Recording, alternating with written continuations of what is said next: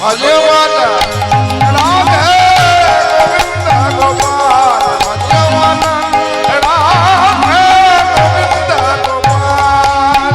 দ্বারকাধীশ জয় জগদীশ, দ্বারকাধীশ জয় জগদীশ, দ্বারকাধীশ জয় জগদীশ, দ্বারকাধীশ জয় জগদীশ, দ্বারকাধীশ জয় জগদীশ, জয় জয় দেবকী দুলাল হে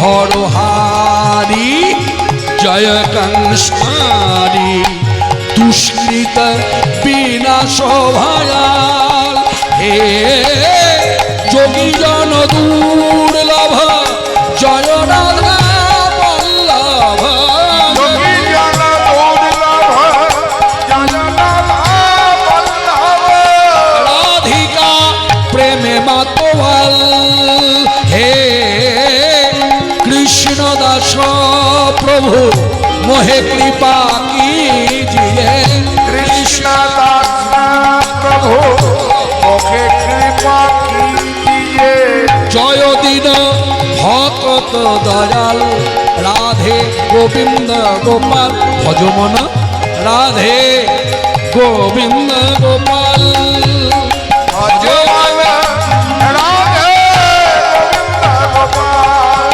ভজমন রাধে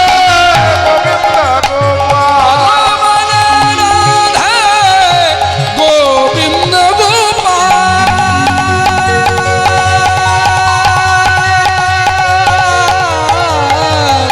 ভজমান রাধে গোবিন্দ গোপাল, রাধে গোবিন্দ গোপাল। ए बोलिए भाई वृंदावन धाम की, जय बोलिए भाई राधा ठाकुरानी की, जय भगवान श्री कृष्ण चंद्र की, जय अनुगत दास दासी की, जय भगवान पीतारत्रे भगवान पीतारत्रे शरद फुल्ल मल्लिका शरदफुल्ल मल्लिका भिक्षाणं तुम मनश्चक्रे विशरन्तु मनस्यग्रे जो मायामुपाश्रितं। जगमायावासीना। এই এত বড় শ্লোকখানি, এই শ্লোকের একটা কথা ধরো, তাহলেই রাসলীলার সার মর্মার্থ আমার অনুভব হবে। কোন কথাটা আমি প্রশ্ন করতে চাই। আমি আসার সময় যে বাড়িতে ছিলাম, শ্রদ্ধেয় দাদা, নামটা আমার স্মরণ নেই, তাই দাদা বলেই সম্বোধন করছি। তা দাদার একটা বাগান দেখলাম, সেখানে অনেক ফুল আছে। তা দাদা যখন বাগানে ফুল রেখেছে, দাদা বোধহয় ফুল সম্বন্ধে ভালো অভিজ্ঞতা আছে। তা আমি যদি প্রশ্ন করি, আচ্ছা দাদা, শারদিয়া মানে শরৎকালে শারদিয়া পূজা যখন হয়, সেই সময় গাছে মল্লিকা ফুল ফোটে?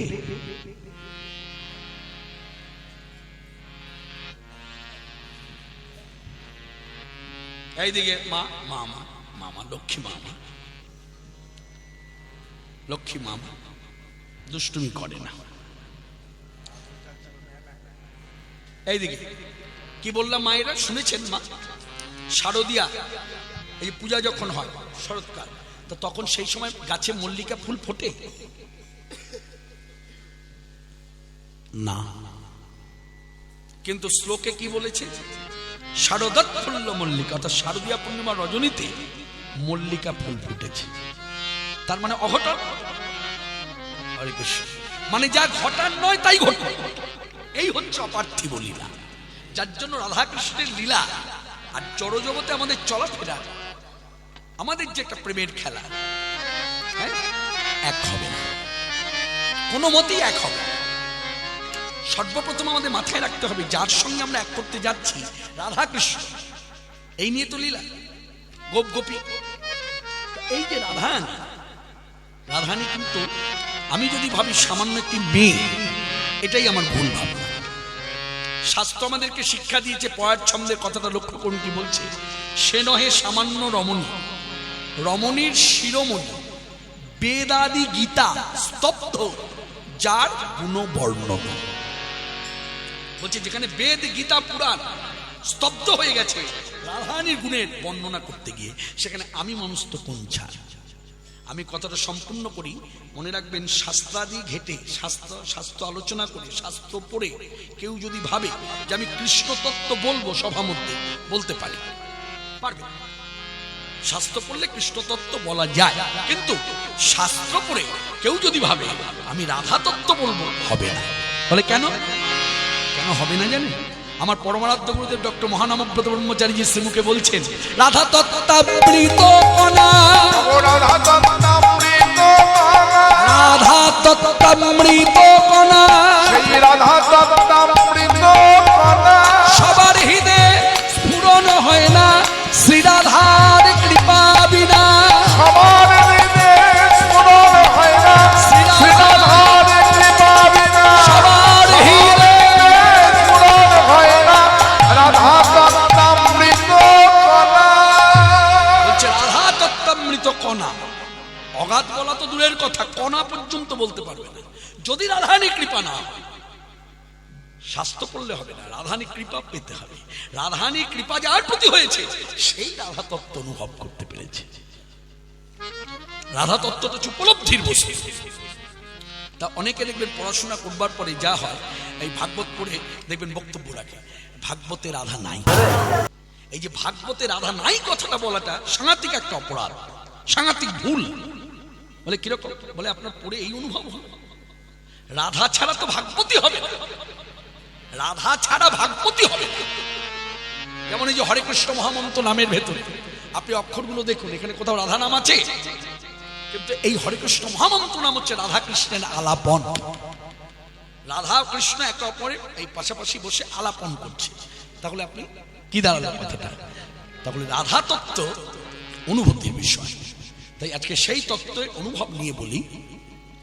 মল্লিকা ফুল, যে ফুল ফোটে না সেই ফুল শারদীয়া পূর্ণিমা রজনীতে ফুটেছে।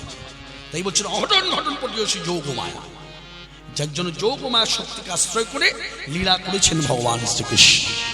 হে যোগমায়া আশ্রয় নিলাম, হে যোগমায়া আশ্রয় নিলাম, হে যোগমায়া আশ্রয় নিলাম, হে যোগমায়া আশ্রয় নিলাম। শারদ চন্দ্র পবন মন্দ বিপিনে ভরল কুসুম গন্ধ রে, গন্ধরে গন্ধরে গন্ধরে মলয় পবন বহে ধীরে ধীরে। মলয় পবন বহে ধীরে ধীরে। আচ্ছা আচ্ছা, মায়েরা শুনলেন তো? পবনের নাম কি? বাতাসের একটা নাম দিয়েছে, কি নাম? মলয়। মলয় মানে স্নিগ্ধ বাতাস। আমাদের কিছুদিন আগে গত বছর, হ্যাঁ গত বছর তার আগের বছর বোধহয় একটা বাতাস বয়ে গেল না বাংলার বুকে, তছনছ করে আমফান, আলেয়া, ফণি। মনে রাখবেন এইদিকে আজ কিন্তু সেই বাতাস বইছে না, আজকে স্নিগ্ধ বায়ু বইছে। কেন না? পবন অনুভব করেছে আজ অনাদি আদি গোবিন্দ যখন বংশীবটে এসে দাঁড়িয়েছেন, আমার উচিত তাকে সেবা করা। তা সেবা করার মতো আমার কি আছে? না কৃষ্ণ আমাকে দিয়েছেন স্নিগ্ধ বায়ু, আমি স্নিগ্ধ বায়ু দিয়ে তার সেবা করব, তার অঙ্গ সেবা করব। তিনি যে লীলা করবেন, ক্লান্ত হবে শ্রান্ত হবে, তার যেন ক্লান্তি না। তাই মলয় পবন বকে ধীরে ধীরে, মলয় পবন বহে ধীরে ধীরে।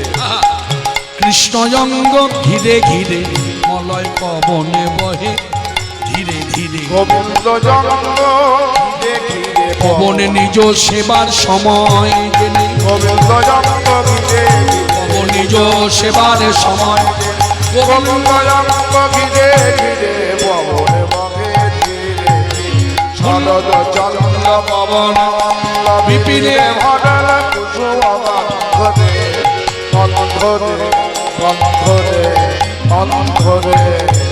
ফুল্ল মল্লিকা মালতী জুথি। মল্লিকা মালতী জ্যোতি। ভাগবত যে কথা বললো ছিল সুকমণি ব্যাসাসনে বসে বলেছেন তো, ভগবান ও পিতা রাত্রি শারদৎফুল্ল মল্লিকা, তার শ্রীমুখের কথা, তার শ্রীমুখের কথার সিদ্ধান্ত গোবিন্দ দাস পদাবলীতে লিখেছে। কি ফুটেছে বাগানে? ফুল্ল মল্লিকা মালতী যুথি মল্লিকা মালতী যুথি মত্ত মধুকর ভোডনী মধুকর ভজনী মধুকরে গানে করে মত্ত মধুকরে গুনগুন বাজে ফুলের চারিপাশে ঘুরে ঘুরে মাতাল ভ্রমণা গুনগুন ফুলের চারিপাশে খুনে খুনে ওদের গুণময়কে গুণ করবে বলে চারিপাশে ঘুরে ঘুরে মাতাল ভ্রমরা গান করে গুন গুন গুন গুন গুন গুন শব্দে মাতাল ভ্রমরা গান করে গুন গুন গুন গুন গুন গুন শব্দে মাতাল ভ্রমরা গান করে দেখো মত্ত মধু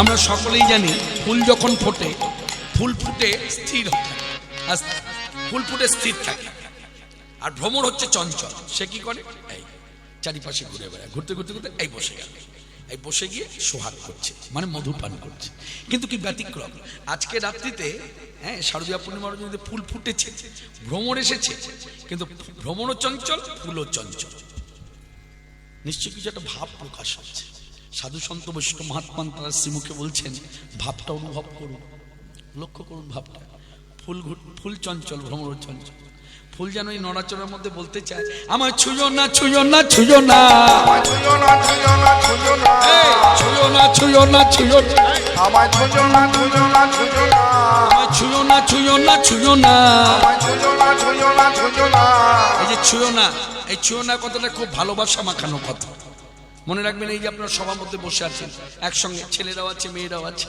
মাতৃকুল পিতৃকুল উভয় একসঙ্গে বসে আছে এর মধ্যে ধরুন আমি বসে আছি ভাব কথাটা এইভাবে ধরুন আমি বসে আছি এখন এই বসে থাকার ধরুন কি হলো আমার একটা হাত হ্যাঁ কোন একটি মেয়ের গায়ে হাতটা পড়ে গেল লেগে গেল ভালোবাসা নাই কিভাবে বলবে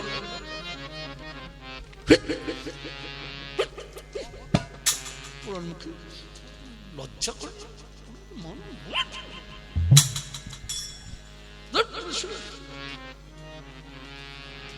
দেখো দেখি এই যে ভালোবাসা নাই বলে এইরকম ভাব 10 জন শুনলো 10 জন দেখলো লজ্জা পেল মনে রাখবেন ভালোবাসার সম্পর্ক হলে কিভাবে বলবেন সেটাও তো জানানো দরকার কিভাবে বলবে এই 10-এর মধ্যে বসেই বলবে কিন্তু দেখতেও মধুর শুনতেও মধুর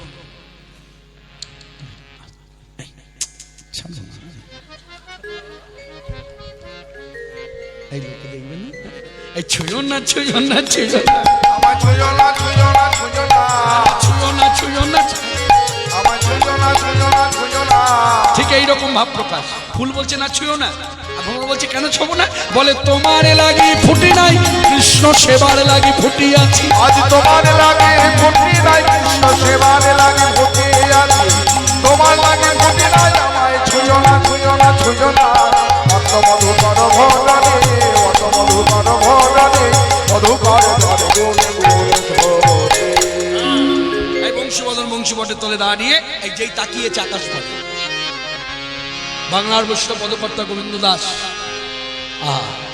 এক পাশে দাঁড়িয়ে যেন লীলাদ্রষ্টা দেখছেন কৃষ্ণের ভাব এই শ্রীকৃষ্ণের এই ভাব মাধুর্য দর্শন করে পদাবলিতে লিখলেন হে রত রাতি ওই ছানা ভাতি রাতি ওই ছানা ভাতি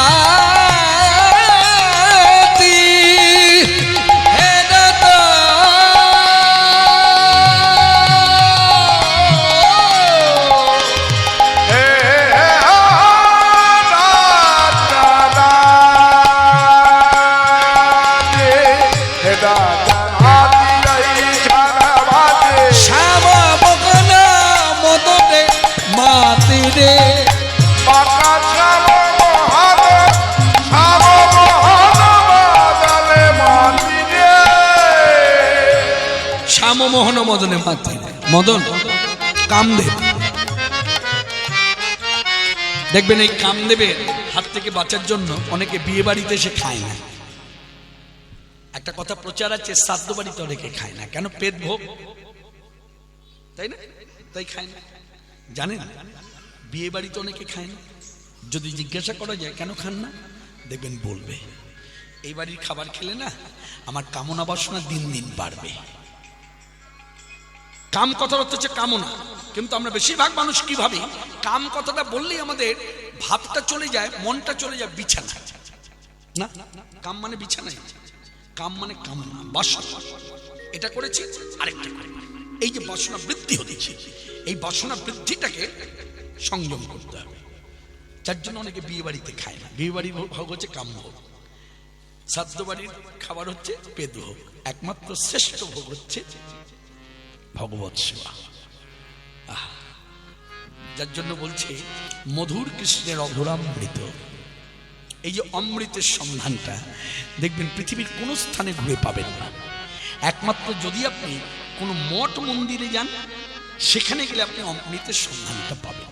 কিরকম মিলিয়ে দিই, কথাটা যোগ ঘটাই। আমি কিন্তু ঘরে থেকে অমৃতের সন্ধান পাবো না। হ্যাঁ পাবো, যদি আমার নিত্য সেবা থাকে তাহলে হতে পারে। নিত্য সেবায় কি হয় দেখবেন, প্রথমে এলেই প্রথমে কি হলো, আপনি ওই দুয়ারে চরণামৃত কি পেলেন, বলুন মুখে বলুন কি পেলেন। ওখানে এসে এখানে এসে পেলেন প্রথমে চরণামৃত, অমৃত পেলেন চরণ। এবার ভাগ্য বলবান অমনি কুটিরের দ্বারটা খুলে গেল। এবার কি পেলেন, দর্শনামৃত। তাহলে চরণামৃত, দর্শনামৃত। এবার কি হলো, দেখলেন মন্দিরের সেবাই আপনার কাছে এলো, বসলো, বসে দুটো হরি কথা বলছে। তখন আপনি কি পেলেন, মধুর কৃষ্ণের অঘোরামৃত, আরো মধুর তার কথামৃত। তাহলে কথামৃত পেলেন, তাহলে তিনটা অমৃত পাওয়া হয়ে গেল। এবার ভাগ্য আপনার আরো বলবান হয়ে গেল। তখন সেবাই আপনাকে বলছে, শুনুন এতক্ষণ তো হরিকথার সাধন হয়েছে, এবার ভগবত সেবা হবে, মানে ভোগ লাগবে, আপনি অপেক্ষা করুন, প্রসাদ পাবেন। এবার তাহলে কি পেলেন, অঘোরামৃত। তাহলে এই স্থানে না এলে আপনি অমৃত পাবেন না। নিত্য সেবায় যুক্ত না হলে অমৃতের সন্ধান নাই। তা আজকে কৃষ্ণ বংশীবটের তলে দাঁড়িয়ে যখন আকাশ পানে তাকিয়েছে, তখন দেখছে হেরাতে রাতে ওই ছোট ভাতি শ্যাম মোহন মদনে মাতিরে। মদন হলো কামদেব, যে দেবাদিদেব মহাদেব তার জ্ঞান চক্ষুর দ্বারা তাকে দগ্ধীভূত করে একেবারে তার সত্তাটাকে শেষ করে দিয়েছে। তার সত্তা বলে কিছু ছিল না।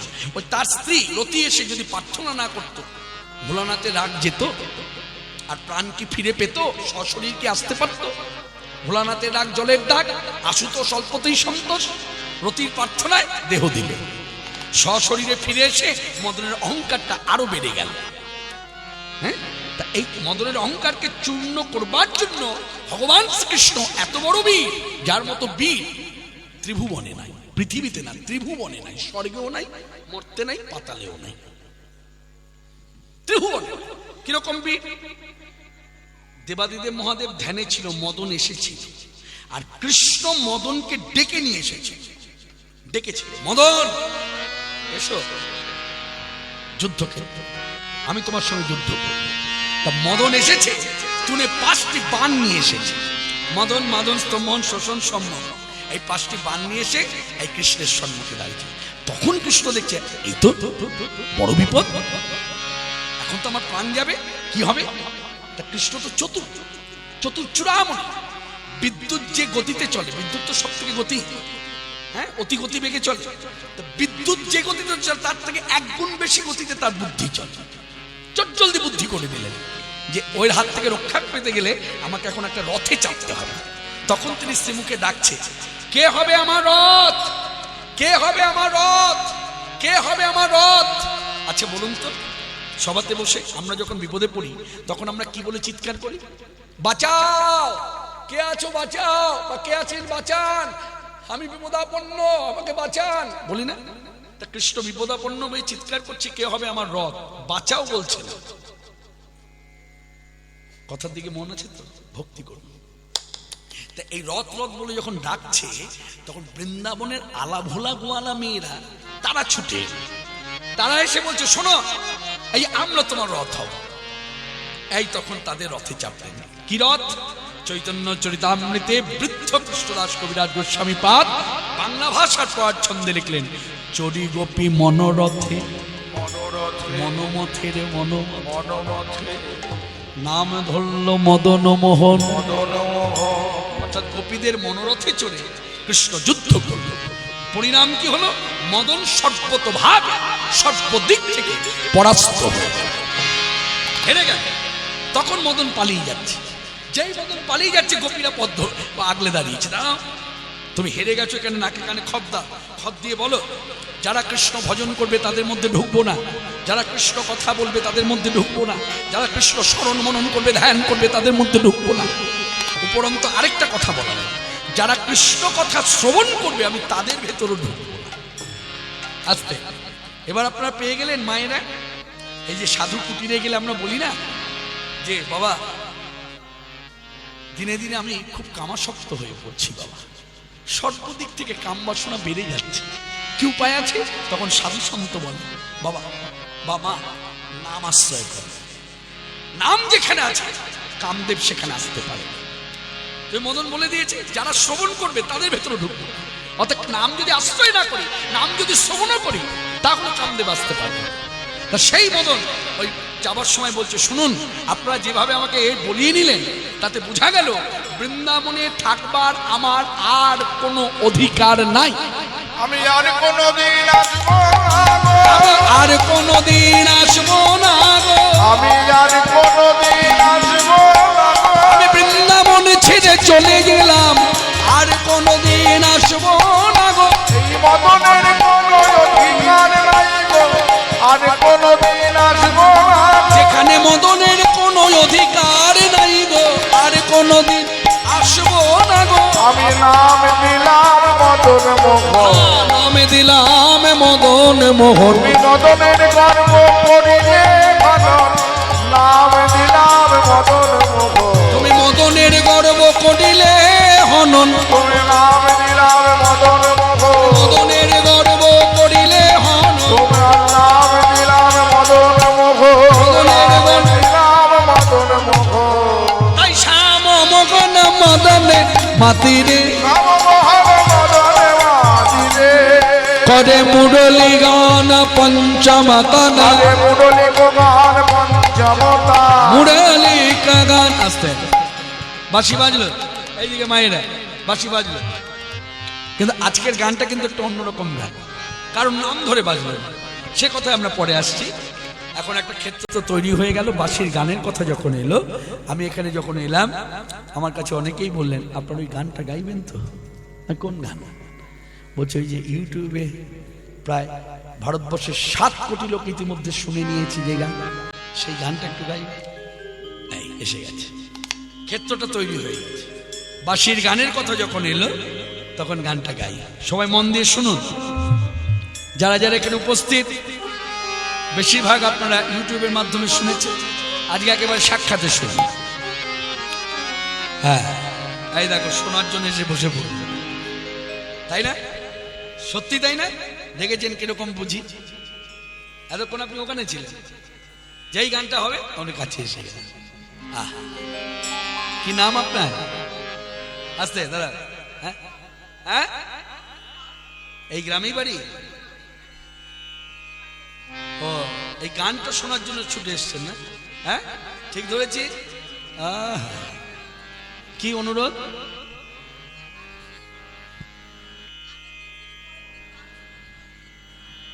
একাদশীর আগের দিন থেকে দ্বাদশী পর্যন্ত যদি একটু বলে দিই, ছোট্ট করে বলে দিই। একাদশীর আগের দিন নিরামিষ আহার করা দরকার, আর দ্বাদশী হলো অন্তত যদি পাশের বাড়িতে ভোগ লাগে একটু প্রসাদ পাওয়া ভিক্ষা করে, বা যদি তা নাও হয় জোটে তাহলে জগন্নাথের মহাপ্রসাদ, বলছি তাও যদি না জোটে তাহলে আতপন্ন ঘরে আছে, আর তুলসী পত্র একটু মিশিয়ে মুখে দেওয়া। তা আবার বলে দিই, তুলসী পত্রটা দ্বাদশীর দিন কিন্তু গাছ থেকে চয়ন করা যাবে না, চয়ন মানে ছেঁড়া যাবে না, উপায় আছে আসতে। এবার ধরুন একাদশীর দিন আপনি তুলতে ভুলে গেলেন, তাহলে কি করতে হবে? যেখানে তুলসী গাছ আছে সেখানে এসে দাঁড়াতে হবে, দেখবেন হাওয়াতে বাতাসে কিছু তুলসী পাতা পড়ে আছে, ওই তুলসী পাতা তুলে নিয়ে যেতে হবে। তাহলে কি হলো? ছেঁড়া হলো না। বুঝতে পেরেছি?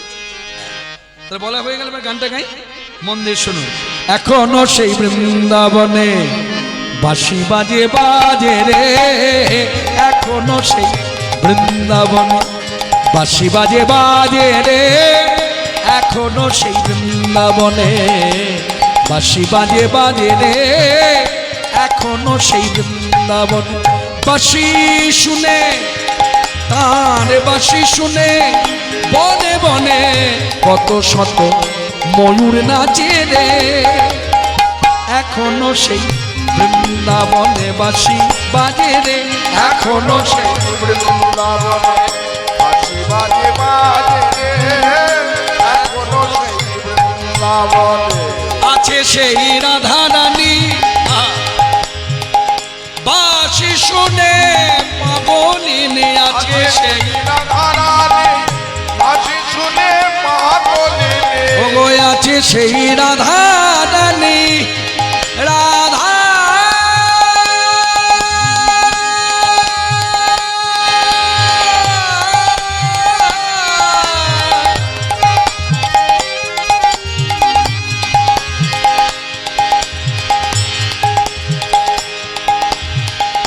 রাধা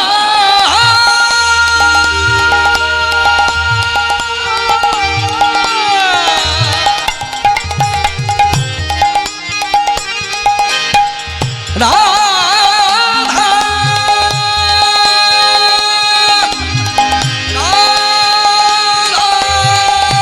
রানী পাগলিনী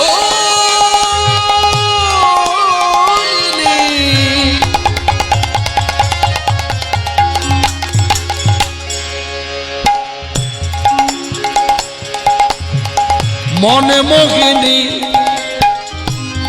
কৃষ্ণ বক্ষ বিলাসিনী মহাভাবে স্বরূপিনী রাধা লক্ষ্মী ঠাকুরানী, রাধা রানী, রাধা রাধা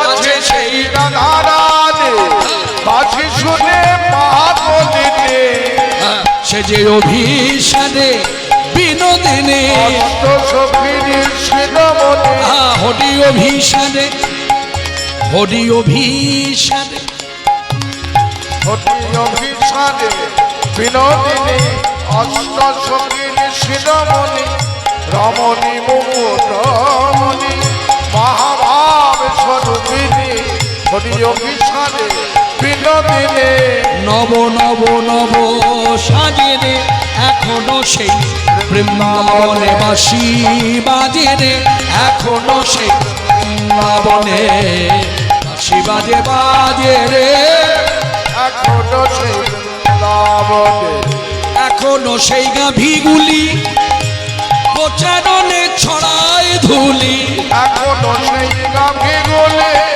প্রচারণে ছড়ায় ধুলি ও এখনো সেই গাভীগুলি গোচারণে ছড়ায় ধুলি, সখাসনে কোলাকুলি বন্ধু সনে কোলাকুলি সখা সনে কোলাকুলি সেই বন মাঝে রে, এখনো সেই বৃন্দাবনে মাঝে রে, এখনো সেই বৃন্দাবনে বাঁশি বাজে বাজে রে, এখনো সেই বৃন্দাবনে আর কি হয় বাঁশির গানে? এখনো সেই ললনা আলা ভোলা গোয়ালা মেয়েরা যারা গোবিন্দকে ভালোবাসে মনে প্রাণে, গোবিন্দ তোমার হলাম বলে, তুমি আমার হলে কিনা জানি না, তুমি আমার কবে হবে আমি তাও জানি না, তুমি আমার হবে কি হবে না আমি তাও জানি না, তুমি আমার হতেও পারো না হতে পারো, কিন্তু আমি তোমার হলাম, আমি তোমার হলাম, তোমার হলাম, এমন যে আলা ভোলা গোয়ালা এখনো সেই ললনা চলে ভরিতে যাই যমুনা,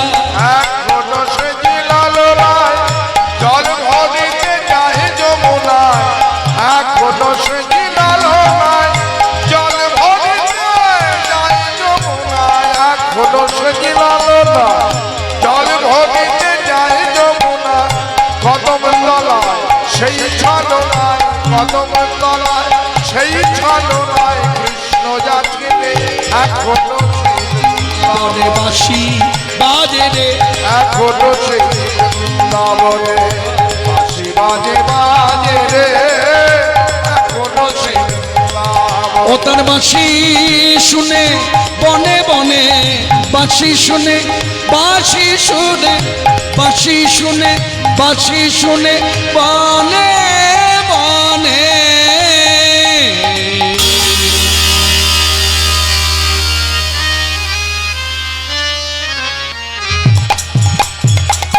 কত শত ময়ূর নাচে রে এখনো সেই বৃন্দাবনে বাঁশি বাজে রে এখনো সেই বৃন্দাবনে বাঁশি বাজে বাজে রে এখনো সেই বৃন্দাবনে। আর কি হয় বাঁশির গানে এখনো সেই ব্রজমালা বাঁশি শুনে হয় উতলা এখনো সেই ব্রজমালা বাঁশি শুনে হয় উতলা।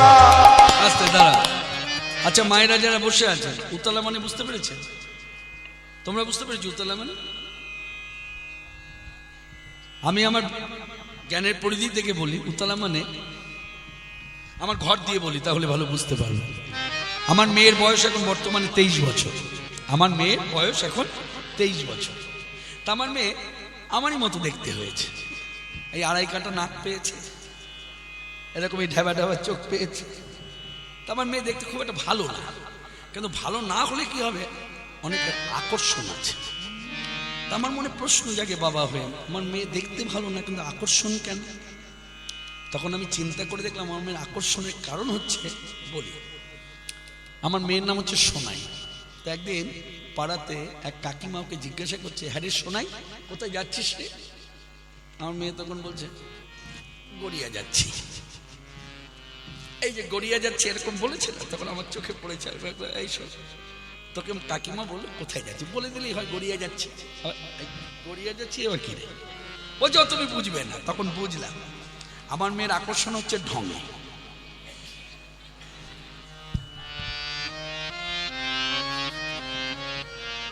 ধরুন এবার কতটা ধরে রাখুন ঘর দিয়ে বোঝালাম ধরুন ঢং এবার বলুন তো আমার ঘরে আগুন লেগেছে আচ্ছা তখনও কি আমার মেয়েটা ওই ঢং করে বলবে বাবা আগুন লেগেছে নিশ্চয়ই না নিশ্চয়ই না তাহলে কি করবে আমার মেয়ে তখন ওই ঘর থেকে যখনই আগুন লাগবে ঘরে তখনই বাবা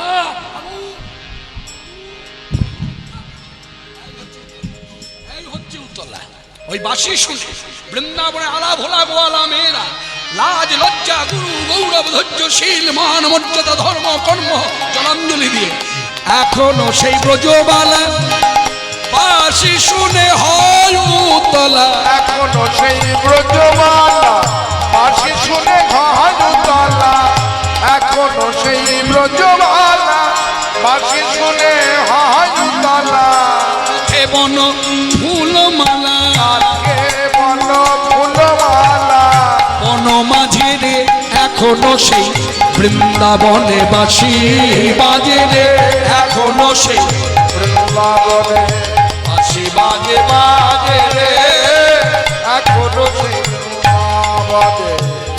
এই গানের যিনি রচয়িতা তিনি হলেন মাতৃ সাধক ভক্ত নয় সাধক খ্যাপা ভবা পাগল একেবারে গানের শেষ প্রান্তে সে লিখলেন আশা ছিল মনে মনে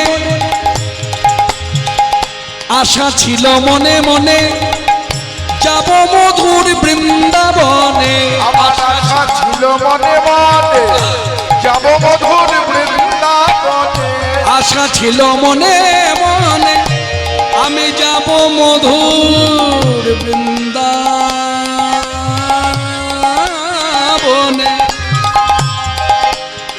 আমার আশা ছিল মনে মনে আমি যাব মধু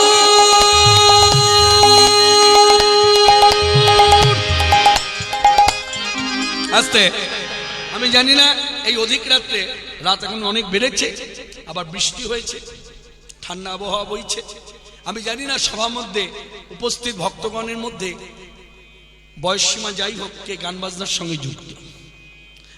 তবে এটা মানি সবাই তো কীর্তনের সঙ্গে যুক্ত না, অন্যান্য গান বাজনার সঙ্গে যুক্ত আছে। তা গান বাজনার যাদের মধ্যে চর্চা আছে তারা নিশ্চয়ই বুঝতে পারবেন আমি যে স্কেলে গাইছি সেখানে যে মধুর বলে যে টানটা দিচ্ছি, অনেক সময় জানবেন উঁচু দিকে গেলে পরে শেষের অক্ষরটা হাওয়ায় ভেসে যায়, অক্ষরটা বোঝা যায় না। লক্ষ্য করুন তো অক্ষরটা বোঝা যাচ্ছে কিনা। তারপর বলবো কোথায় কোথায় যাচ্ছে, আমি বলবো না, আমার বয়োজ্যেষ্ঠ বড় ভাই সঙ্গে আছে, হারমোনিয়াম বাজিয়ে কণ্ঠসঙ্গীত, ও বলবে কোথায় কোথায় যাচ্ছি। আমি যাব মধুর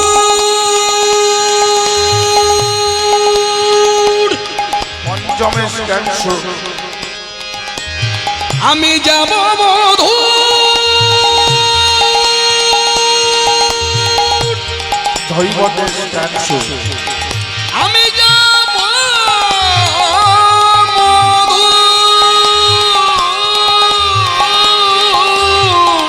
সাত ধৈবত স্পর্শ করে পঞ্চমেশ ক্যান্স। হ্যাঁ আমি যাব মধুর মধুর বৃন্দাবনে,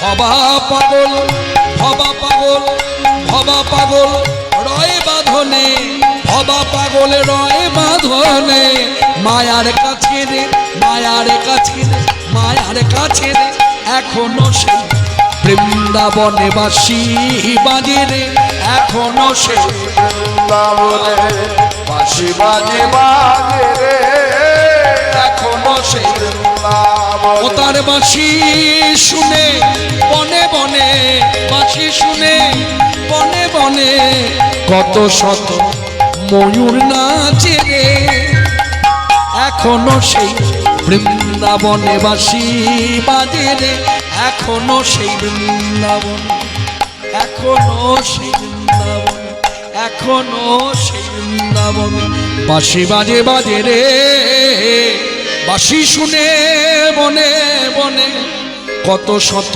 ময়ূর নাচে রে, বাঁশি বাজে রে বাঁশি বাজে রে, বাঁশি বাজে ওই বলে রাধা কো।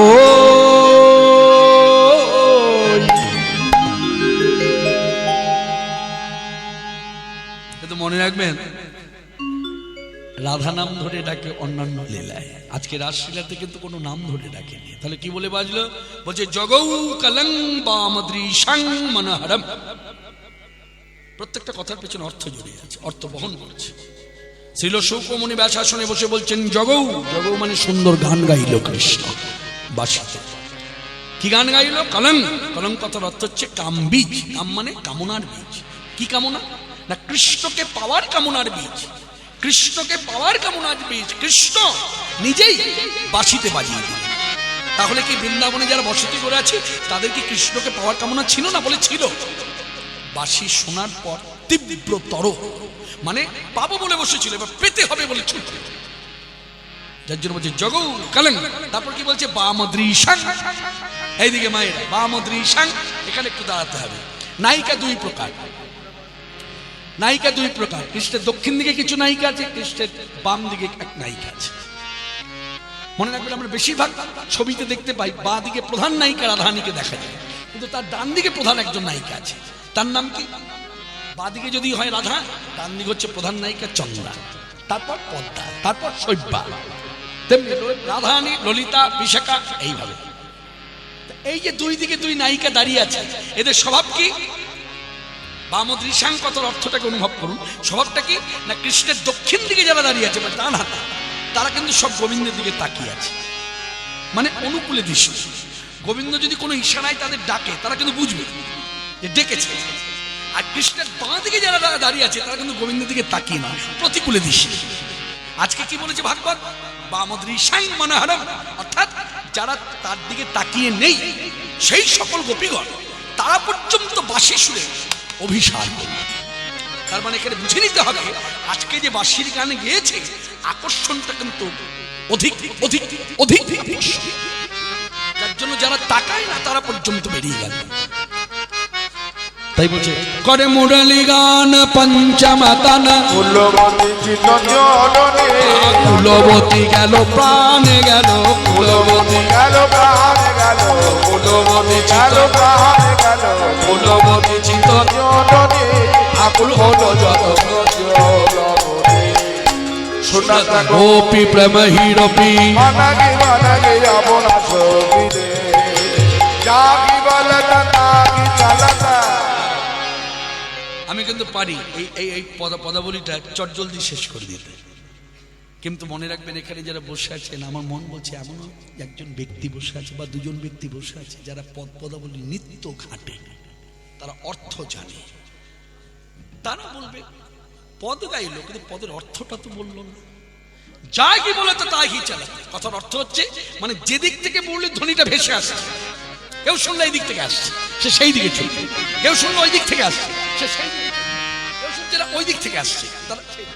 তাহলে কি দাঁড়ালো কথাটা? ঠাকুর রামকৃষ্ণ পরমহংসদেবকে স্মরণ করুন, অবতার তত্ত্ব কথামৃতে কি বলেছে? যত মত তত পথ। অর্থাৎ মত পথ আপনার যতই ভিন্ন হোক, আপনাকে কিন্তু মিলিত হতে হবে সচ্চিদানন্দে। তাই এরা যে যেদিক থেকে শুনুক না কেন, সব এসে মিলিত হলো সর্বশেষে গোবিন্দ পাঠ করতে। জাগি বলতা তাগি, জাগি বলতা তাগি চলল, মুরলি গো কললনে, মুরলি গো কললনে, আকুল হলো যত জলবতী। আকুলিত ব্যাকুলিত প্রাণে ছুটি। এখানে একটু গভীর তত্ত্ব প্রকাশ হয়েছে, আপনারা আপন আপন গুরুপাদ পদ্ম হৃদয় ধরে শ্রবণ করুন। আহা, কত সুন্দর কথা।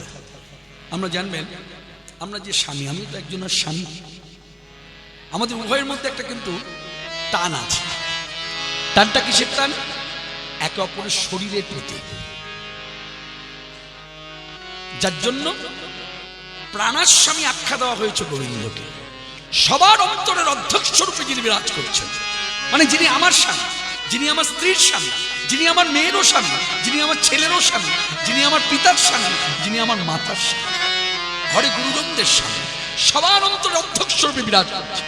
তিনি কি অনাদির আদি গোবিন্দ পরম পুরুষ। তিনি কিন্তু দেহটা, তিনি হলেন প্রাণের মালিক, দেহের মালিক কিন্তু তিনি নন। দেহের মালিক হলাম আমি, দেহের মালিক হলেন আপনি। যার জন্য বৃন্দাবন অন্যান্য গোপীগণ যারা কৃষ্ণের বাঁশি শোনার পর বাধা পেল, তাদের ভেতরে ছিল অভিলাষ তোমার সেবা করব, কিন্তু সাধ্য নাই। তারা তখন ঘরে বসে প্রার্থনা করলো, হে গোবিন্দ করুণাময়, তুমি করুণা করো, আমাদের পথ দেখাও, নিয়ে চলো। তখন গোবিন্দ কি করলেন? তাদের ঘরের স্বামী যা ভালোবাসা সেটা তার কাছে দিয়ে দিলেন। সেটা কি? শরীরটাকে দিলেন। আর শরীরের ভেতরে যে প্রাণ, সেই প্রাণটা তিনি তুলে নিলেন। তাহলে এক কথায় কি দাঁড়ালো? বিছড়ি গেহ নিজহি দেহ। দেহ মানে ঘর, আর দেহ মানে শরীর। তাহলে যারে প্রাণে তারে কাছে গেল, প্রাণের মালিক প্রাণে পাইল, ভোগীর জন্য শূন্য দেহ রইল, প্রাণের মালিক প্রাণে পাইল, ভোগীর জন্য শূন্য দেহ রইল, প্রাণের মালিক প্রাণে পাইল, যার প্রাণে তার কাছে গেল, বিছড়ি গেহ নিজহি দেহ। আবার বাঘে রঞ্জিত রঞ্জিত যে বাঘে রঞ্জিত কঙ্কন রঞ্জিত কঙ্কন যে এক কুণ্ডল দোলনী, কুণ্ডল দলনে কপল ঝটা বলে কি সবাই ছুটল, সবাই ছুটল। তা সর্বাগ্যে যিনি যাচ্ছেন তিনি হলেন বৃষভানু রাজনন্দিনী রাধা ঠাকুর। এখানে একটি সুন্দর পদ আছে, এই পদটি যিনি গিয়েছেন তিনি হলেন আমার আরাধ্য ধন ইষ্ট বস্তু শ্রীল প্রভু জগৎবন্ধু সুন্দর। তিনি বলছেন রাধারানী যাচ্ছে কিন্তু তার মনটা মনে নেই। আস্তে আচ্ছা বলুন তো, কোনো মেয়ে যদি এইভাবে হেঁটে যায়, এইভাবে ভাবা, ধরুন আমি একটি জড়দেহ, আমি একটি মেয়ে, আমি হেঁটে যাচ্ছি,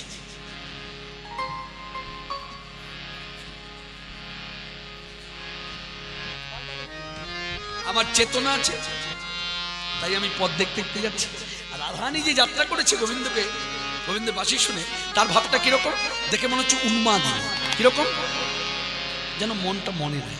আপনা পাশরে রাধা নামানিছে, অন্য মনে সাজে জীবন দিনে, আপনা পাশরে রাধা নামানিছে, কারো বাধা অন্য মনে সাজে জীবন দিনে, জননে স্বামীর বাধা ঘটিতে রায় বাঁধিল কিনে চরণে স্বর্ণের মালা কোটিতে মুক্তার মালা চরণে স্বর্ণের মালা কোটিতে মুক্তার মালা গলে রাই বাঁধিল কিনে গলে রায় বাঁধিল কিনে। আমি এই ভাবটা একটু বলতে চাই। এইভাবে দেখবেন বিভিন্ন মঠ মন্দিরে যাবেন, দেখবেন সাধুরা যখন আমাদের মতো সংসারী মানুষের সঙ্গে কথা বলে না, আসতে বাবা, সাধুরা যখন আমাদের সংসারী মানুষের সঙ্গে কথা বলে না, বেশিরভাগ সাধুকে দেখবেন তারা তো ব্রহ্মচারী বীর্যবান পুরুষ, তারা দেখবেন আমাদের মাথার উপর দিকে তাকায়, চোখে চোখ রাখে। মনে রাখবেন এই পথে তাকে পাওয়ারটা বড় দুরূহ।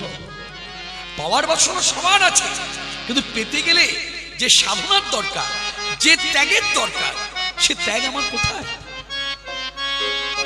আস্তে এই যে একাদশী ব্রতের দিন দেখবেন অনেকে আছে বলে আচ্ছা পঞ্চশস্য খেতে বারণ করেছে, দুধ খাওয়া তো বারণ নেই। দেখবেন 2 গ্লাস দুধ খেয়ে বসে আছে,